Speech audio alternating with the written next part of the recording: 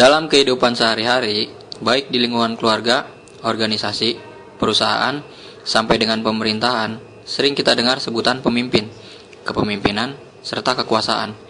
Ketiga kata tersebut memang memiliki hubungan yang berkaitan satu dengan yang lainnya. Mari kita saksikan video berikut ini.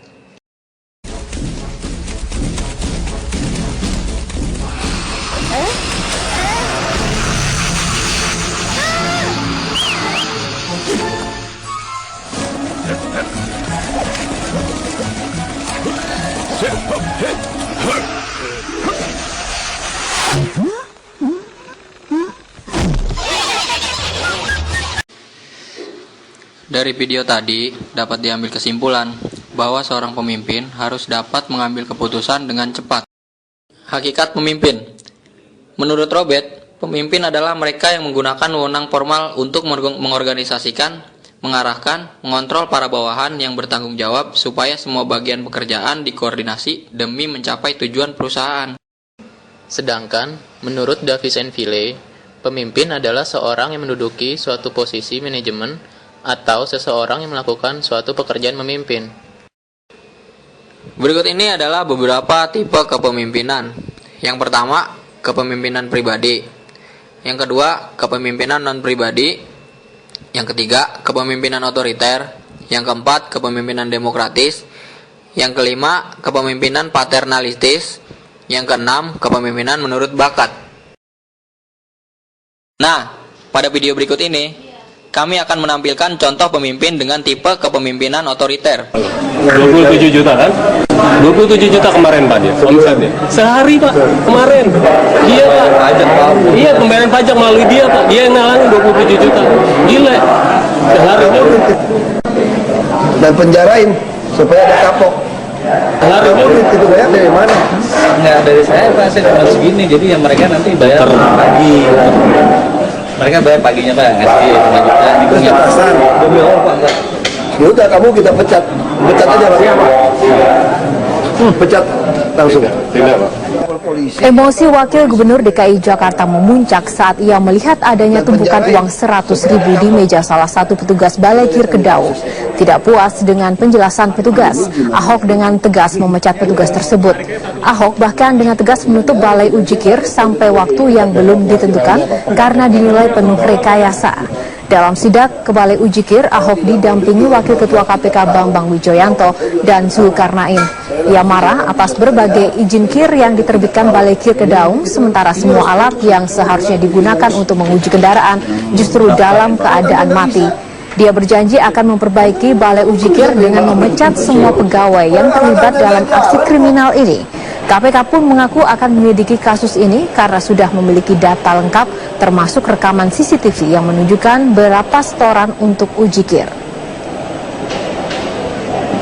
Ya kalau mereka nggak mau kerja sama pasti kita pecat. Semuanya, seluruh. Ya nggak mau tahu pasti semua terlibat. Akan diganti atau diganti personil Pak nanti? Itu udah pasti. Makanya kan PNS kan saya bilang, PNS itu mesti ada beberapa dipecat. Yang rusun itu dipecat tuh Pak. Itu kepala dinasnya nggak mau pecat. Jadi sekali itu kepala dinasnya nggak mau rekomendasi pecat. Makanya saya pengen mungkin KPK bisa telusuri nanti duitnya sampai kemana kan. Jadi sehingga itu kepala dinasnya nggak mau pecat. Inspektorat yang turun juga main Pak. Dari video barusan dapat ditarik kesimpulan bahwa gaya kepemimpinan otoriter itu adalah pemimpin bertindak diktator pada bawahannya, cenderung melakukan pemaksaan dalam menggerakkan kelompoknya. Di sini kewajiban dari bawahan adalah untuk mengikuti dan menjalankan perintah. Tidak boleh ada saran dan bantahan dari bawahan. Mereka diharuskan patuh dan setia secara mutlak kepada pemimpinnya. Kendali penuh ada pada pemimpin, bersifat satu arah. Kelebihan pada gaya kepemimpinan ini adalah keputusan akan dapat diambil dengan cepat karena mutlak hak pemimpin. Tak ada bantahan dari bawahan. 2. Pemimpin yang bersifat otoriter pasti bersifat tegas, sehingga apabila terjadi kesalahan dari bawahan, maka pemimpin tak segan untuk menegur. Ketiga, mudah dilakukan pengawasan. Setiap kelebihan pasti ada kelemahan. Berikut ini adalah kelemahan dari gaya kepemimpinan otoriter. Yang pertama, suasana kaku, mencekam, dan menakutkan karena sifat keras dari pemimpin. Yang kedua, menimbulkan permusuhan, keluhan, dan rawan terjadi perpindahan karena bawahan tidak merasa nyaman.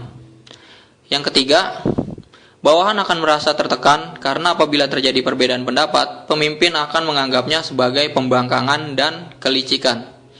Yang keempat, disiplin yang terjadi seakan-akan karena ketakutan dan hukuman, bahkan pemecatan dari atasan. Berikut ini kami tampilkan juga contoh video pemimpin dengan gaya kepemimpinannya yang demokratis. Presiden Joko Widodo melakukan inspeksi mendadak ke Pasar Modern Serpong, Kota Tangerang Selatan. Sidak dilakukan menyusul melonjaknya harga sejumlah komoditas pangan seperti telur dan bawang merah. Dalam kesempatan itu, Presiden Jokowi yang didampingi oleh Menteri Perdagangan Rahmat Gobel dan Bupati Tangsel Airin Rahmidiani berkomunikasi langsung dengan para pedagang. Sejak awal April, harga bawang merah mengalami kenaikan dari semula Rp20.000 menjadi Rp35.000 per kilogram. Sementara harga telur ayam naik dari Rp15.000 menjadi Rp20.000 per kilogramnya. Melonjaknya harga bawang merah dan telur tidak hanya memberatkan pembeli. Para pedagang pun mengeluh karena omset penjualan mereka berkurang. 20 sekarang jadi 35. 35 ya? Banyak kenaikan bang ya? Iya. Yang naik apa aja bang? Cabai doang. Cabai mah turun, bawang yang mahal. Oh. Naik, sebelumnya sih 16.000, sekarang menjadi 20.000. 20.000. Ya. Terus banyak pengunjung apa nih yang membeli kecewa nggak dengan kenaikan ini? Banyak yang ngeluh sih. Banyak yang ngeluh ya? Iya, sebelumnya sih ya normal gitu ya. Sekarang jadi 20.000 kan kaget orang. Kaget ya. Iya. Saat meninjau pasar, Presiden Jokowi berjanji akan mempelajari penyebab melonjaknya harga dan akan menstabilkannya kembali dalam waktu 1 pekan ke depan. Dari Tangerang Selatan, Banten, Iksan Bakti, Milhan Wahyudi, TV One mengabarkan. Dari video barusan, pemimpin yang demokratis yaitu pemimpin ikut berbaur dan berada di tengah-tengah anggotanya.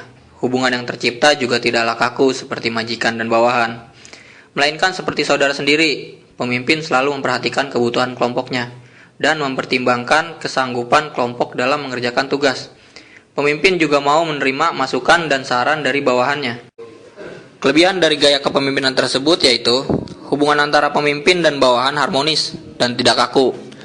Keputusan dan kebijaksanaan diambil melalui diskusi, sehingga bawahan akan merasa dihargai dan dibutuhkan peranannya.